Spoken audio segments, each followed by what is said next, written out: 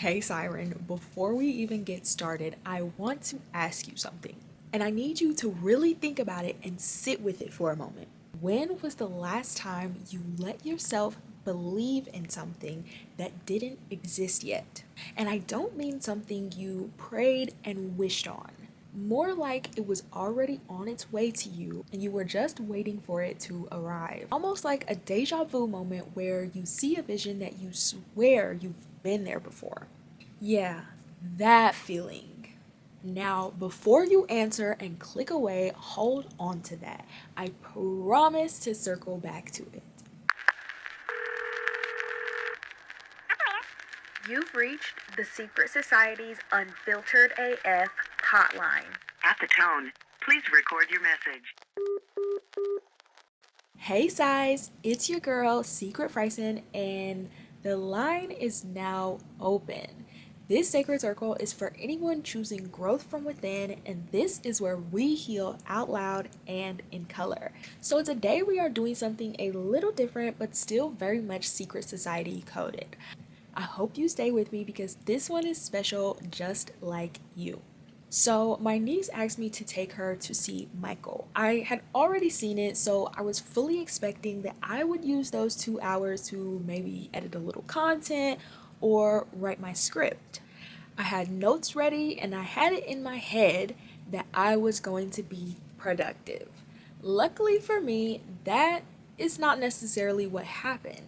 What started as a cute TT date and a trip to the movies turned into something that I had to bring back here because it stirred up too much in me to keep it to myself. Before I proceed, I want to give a disclaimer. This is not a movie review.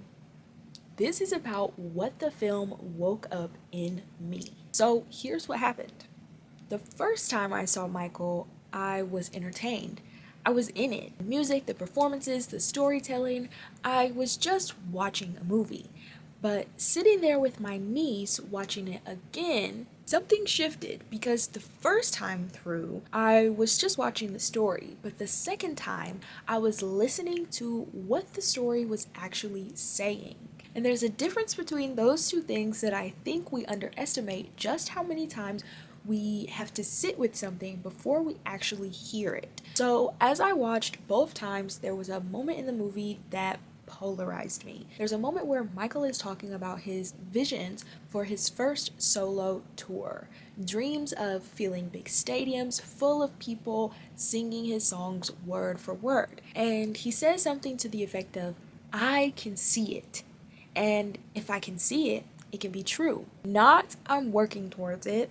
Not one day maybe, just I can see it. The stadiums weren't full yet, the evidence wasn't there yet, and the world hadn't confirmed it yet. But in his mind, in his vision, it was already done. It was already real. He was just waiting for the rest of the world to catch up with what he already knew.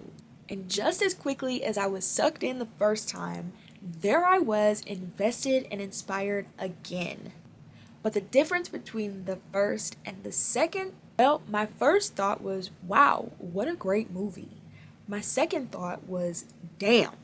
And before I knew it, instead of just casually watching, the hamsters in my head hopped on the wheel. I began to think about how many times I have maybe talked myself out of something because I couldn't see the proof yet. And how many times did I treat evidence like a prerequisite for belief? And that's when it really hit me. Maybe the reason why so many of us stay stuck isn't because we can't see the vision. Maybe it's because we don't trust ourselves enough to believe what we're seeing. Because here's the thing that most of us do, and I'm including myself on this, so I am not standing outside of the conversation. Most of us wait for proof before we allow ourselves to believe something is possible. We want the evidence first, the results, the numbers, the sign or signs, and then we'll commit to the vision. But we all know that's not how visions work. Visions almost always come before the evidence. That's what makes it a vision and not just a plan.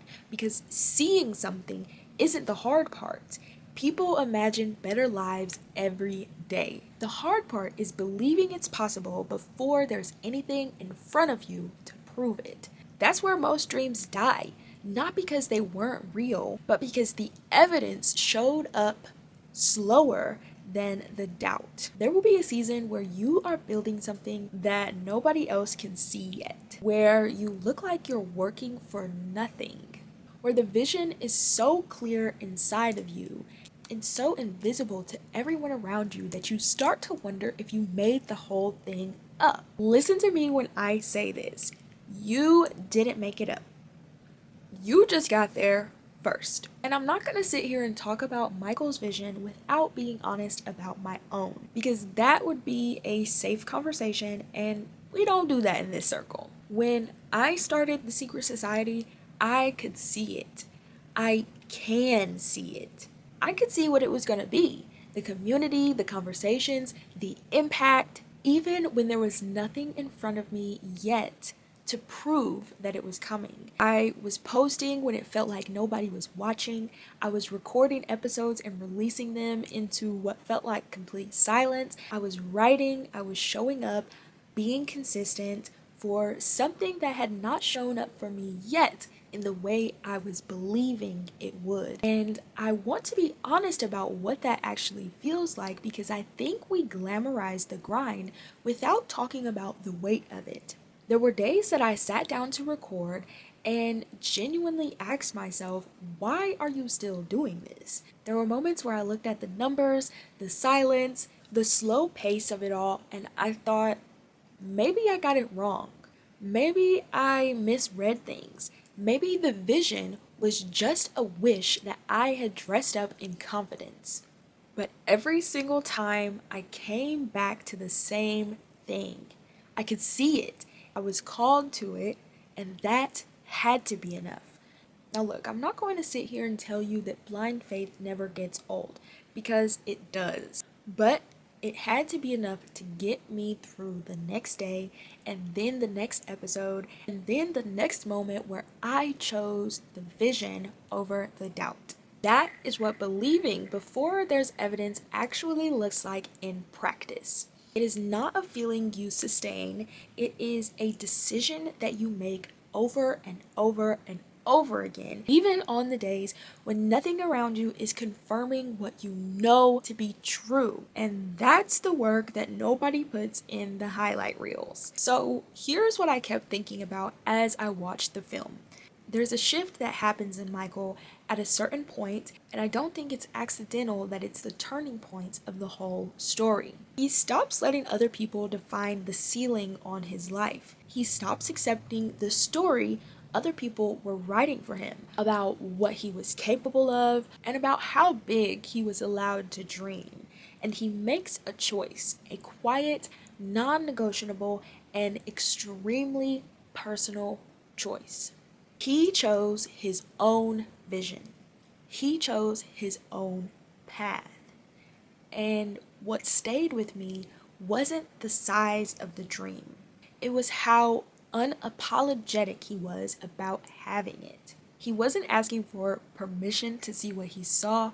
He wasn't taking any polls, and he definitely wasn't waiting for everyone around him to agree. He just believed it. And I think that's where a lot of us get lost. Not in the dreaming, but in the asking.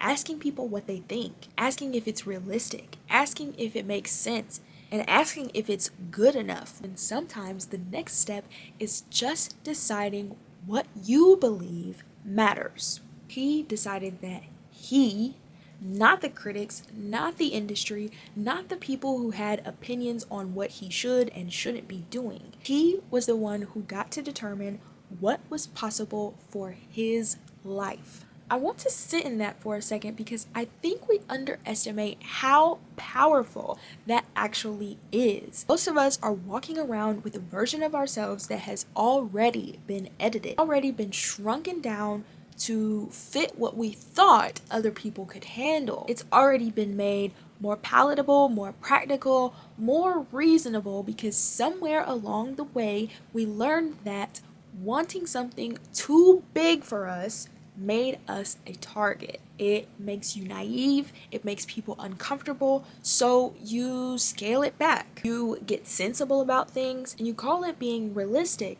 when in reality what you were doing was protecting yourself from the full weight of your own desire, because wanting something that much and not getting it felt like a risk you couldn't afford to take. I hear that. I've lived that. But I need you to hear this. Choosing your own vision is not arrogance. It is not ego. It is not delusion. It is the most fundamental act of self-respect there is. It's saying, I trust what I can see, even when I'm the only one who can see it. And I think that a lot of us are waiting for permission to do just that. Waiting for someone to validate the dream, confirm the plan, tell us it's reasonable enough to pursue, that the goal is attainable enough, that the vision is realistic enough. But newsflash, the permission is not coming from the outside. You have to give it to yourself. So I want to bring it back to where we started. What vision have you been sitting on? And I don't mean the safe version, especially not the one you share at the dinner table because it sounds reasonable. I mean the real one. The one that lives rent-free in your head. The one that lives in the quiet parts of you that you don't always visit, because visiting it means feeling how badly you actually want it and knowing that that's a vulnerable place to stand. What have you talked yourself out of? What did you decide wasn't the right time, wasn't realistic, wasn't practical, when if you're really being completely honest with yourself, the real reason was fear? Maybe it was fear that you'd go all in and still come up short. Fear that wanting it out loud would make the not having it yet hurt more. Maybe it was fear that the vision was too big for who you are currently. Here's what I know to be true. If the vision keeps finding itself back to you, there's probably a reason for that. The gap between where you are and where you can see yourself going is not evidence that you're wrong. That gap is exactly where the work lives. Remember that deja vu feeling I asked you about at the beginning of the episode? You know, that sense that you've already been somewhere you haven't arrived at yet? I don't think that's your imagination. I think that's your vision trying to get your attention. The first person who has to believe it is you. Not your family, not your followers, and especially not the people who knew you before. Just you. Because if you can see it, and I mean really see it in the quiet, unshakable way that doesn't need anyone else to confirm it, that is not nothing. That might be everything. And maybe that's the part that I needed to hear sitting in that theater. Maybe the goal was never to figure out whether the vision was possible. Maybe the real question is whether I'm willing to keep showing up before it becomes visible. Because the truth is, most people never see the stadiums, not because they weren't capable of filling them, but because they left before the seats had a chance to be filled. They quit in the quiet parts, the part where nothing was happening and nobody was clapping, the part where the vision still belonged only to them. And if there's one thing that film reminded me of, it's this. Every reality starts as something only one person can see. So stop disqualifying your vision because it hasn't happened yet. Stop treating the absence of evidence like evidence that it won't happen. And stop talking yourself out of the thing that keeps finding its way back to you. Because maybe the fact that you can see it at all is the first proof. I want to say that both times I was able to take something from it that, in my opinion, really mattered enough for me to make an episode about it. I think that it's worth watching. I don't want to spoil anything for anybody, so I won't be sharing any details, but I will say go and watch that. I've seen it twice and I would gladly go and watch it again. Guys, if this one landed somewhere in you, please share it. Pass it to the person who's been sitting on something they haven't let themselves believe in yet. Leave me a comment and tell me what visions that you can see for yourself, because this circle only grows when we grow it together. As always, be you, be unshakable, and be unfiltered AF. The line is now closed, and I'll see you in the next one.